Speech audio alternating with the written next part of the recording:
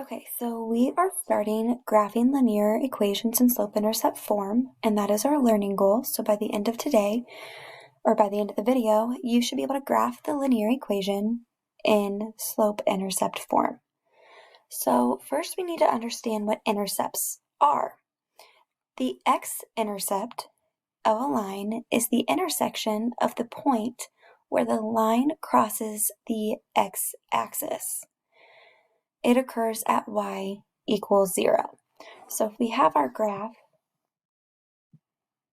and we have our x-axis and our y-axis, the x-intercept is where it crosses our x-axis, which means we don't move up and down. So since we're only moving side to side on that axis, that's why our y is 0. The y-intercept of a line is the intersection of the point where the line crosses the y-axis, and this occurs at x equals 0. So this is where the line crosses our vertical axis, and we're only moving up and down on this vertical axis, and so because of that, we do not move left to right, we just stay at 0, so that's why x equals 0. Slope-intercept form. This is a linear equation written in the form y equals mx plus b.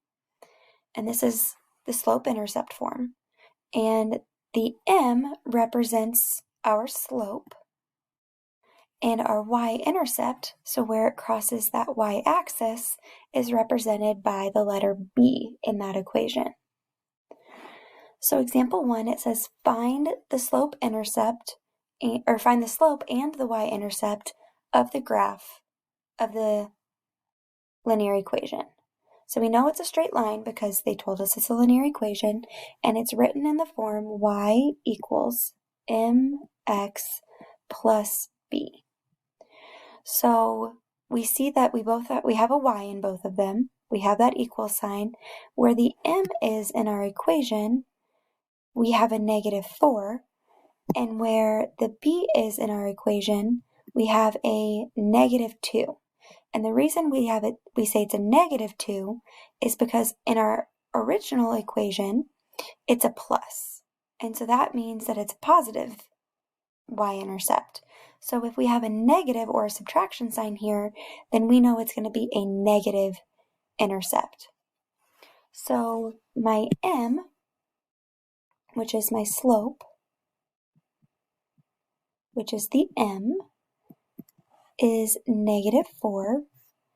And we don't include the x there, we just write it with the -4. That's all that we want to know is just the slope. Our b, which is our y-intercept, is a -2 in our equation. So we just found the slope and the y-intercept, and we didn't even have to do any math. So let's do the other example. So we have y minus 5 equals 3/2x. So this is like a fraction. So remember we have y equals mx plus b. And so we're going to try to get y by itself because that's how it is in our slope-intercept equation. And so in this form, we need y to be by itself, so we have to get rid of the 5. So we're going to add 5 to both sides. And the reason we do that is because -5 plus 5 cancels, and that leaves us with just a y equals. And then now we're going to look at 3/2 x plus 5. Well, this has a variable and the 5 does not. So we cannot combine those because they're not like terms. So we are just going to rewrite it as 3/2x plus 5. So we just put the 5 at the end of that equation because the 5 doesn't have an x, so therefore we can't combine them. So I'm going to rewrite that over here. Y equals 3/2x plus 5.